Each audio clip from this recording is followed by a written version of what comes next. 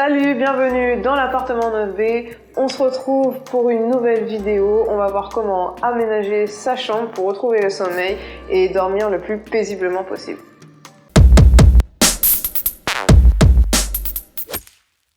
Avant de commencer cette vidéo, je voulais vous parler un peu de mon expérience personnelle. J'ai du mal à trouver le sommeil.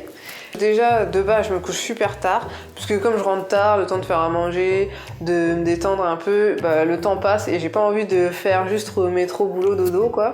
Du coup, je me couche tard et une fois que je suis couchée, j'arrive pas à trouver le sommeil rapidement. Donc j'ai essayé pas mal de choses, des méthodes des plus farfelues aux méthodes de grand-mère du genre compter les moutons, mais ça marche pas. Et je me suis dit, au lieu d'agir uniquement sur moi, pourquoi ne pas agir également sur mon environnement ? Pour ça, il y a une méthode qui s'appelle le Feng Shui. C'est une méthode ancestrale chinoise qui permet de vivre en harmonie avec son environnement afin d'améliorer sa qualité de vie. Grâce à cette méthode, on peut atteindre la plénitude physique, morale et intellectuelle. Le Feng Shui découle de la cosmogonie chinoise, c'est-à-dire la théorie de la naissance et du fonctionnement de l'univers. Cette technique nous intéresse particulièrement parce qu'elle va nous aider à agir sur notre espace et à l'améliorer pour aider la circulation des énergies. Dans cette vidéo, on ne va pas parler en détail de tous les préceptes du Feng Shui parce que ce serait beaucoup trop long et trop compliqué, mais on va surtout s'atteler à voir comment on peut les appliquer ces principes à la chambre. La chambre, c'est surtout un lieu qui doit appeler le repos, l'apaisement, la sérénité et surtout un lieu d'intimité. C'est pour ça que c'est vraiment important d'y créer une harmonie et que ce soit un lieu où on se sente vraiment bien. Je vais vous donner 6 principes pour appliquer le Feng Shui dans sa chambre.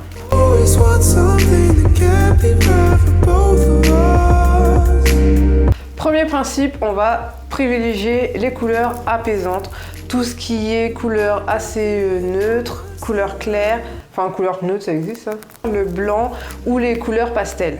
Il faut absolument éviter tout ce qui est rouge ou orange, les couleurs vraiment chaudes qui vont plutôt dynamiser et qui vont pas favoriser le sommeil. Dans les principes du Feng Shui, du Yin et du Yang, qu'on vous expliquera peut-être plus en détail dans une autre vidéo, on va quand même jouer la complémentarité. Donc si vous voulez amener des couleurs chaudes, on va les jouer plutôt par petites touches.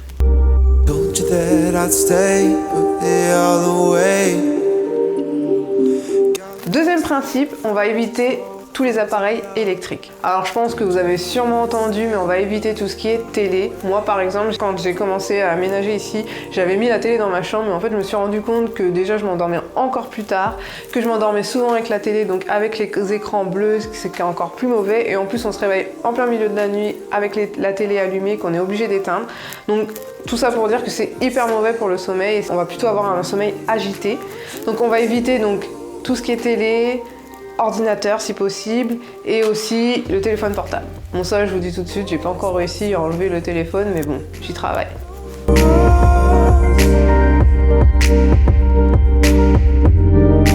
Troisième principe qui est très important, c'est l'emplacement du lit. Il faut qu'il soit placé le plus loin possible de la porte et de la fenêtre, et il faut pouvoir voir de son lit par la porte d'entrée de la chambre. Si vous n'avez pas de tête de lit, il faut que vous appuyez votre lit contre un mur. Si possible, il faut éviter de mettre des choses sous son lit pour que l'énergie puisse justement passer en dessous de son lit.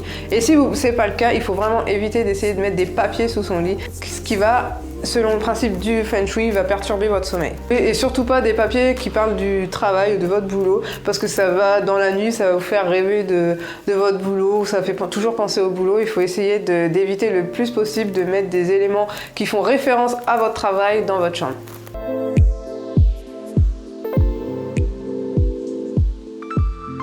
Quatrième principe, le rangement. J'ai l'impression que ça c'est un thème qui revient dans toutes nos vidéos, mais dans la déco c'est très important, surtout pour avoir l'esprit libre et le champ visuel libéré. Il faut éviter par exemple dans une chambre tout ce qui est pile de vêtements. Vous allez voir, ça va vraiment désencombrer déjà visuellement votre chambre et vous allez vous sentir mieux rien que par des petits gestes de rangement. Dans les principes du Feng Shui idéal, il faut une chambre vraiment épurée où il y a très peu de choses, qu'elle soit très peu encombrée visuellement. Donc on va essayer de limiter au maximum les espaces et de vraiment fluidifier aussi l'énergie.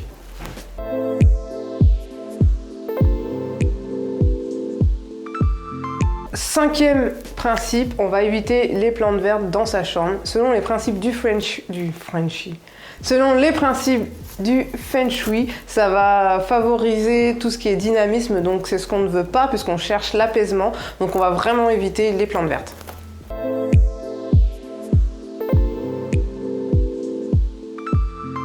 Et donc le dernier principe, dans la même lignée, on va éviter tout ce qui est eau en mouvement, donc on va éviter les aquariums, on va éviter les fontaines, parce que ça aussi, ça va vraiment jouer sur votre sommeil.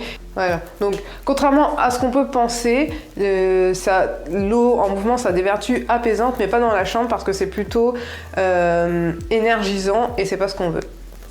Donc pour conclure cette vidéo, moi je pense que si vous n'avez pas de problème, ça sert à rien d'utiliser les méthodes du Feng Shui. Par contre, si vous avez des soucis pour vous endormir ou vous vous sentez pas bien dans votre chambre, vous pouvez tester. Je pense que c'est la bonne période en plus, printemps-été, pour faire des tests, des changements. Par exemple, changer les meubles de place, etc. et voir si ça a vraiment des effets sur votre sommeil. Mon avis personnel, c'est que le Feng Shui, ça peut vraiment marcher. Aujourd'hui, ça peut être une méthode supplémentaire qu'on utilise très peu et qui est très peu connue. Je pense par contre que dans la société moderne, il faut aussi l'adapter. Par exemple, aujourd'hui, tout le monde, la plupart des gens mettent leur téléphone dans leur chambre. Ça sert à beaucoup de gens comme réveil.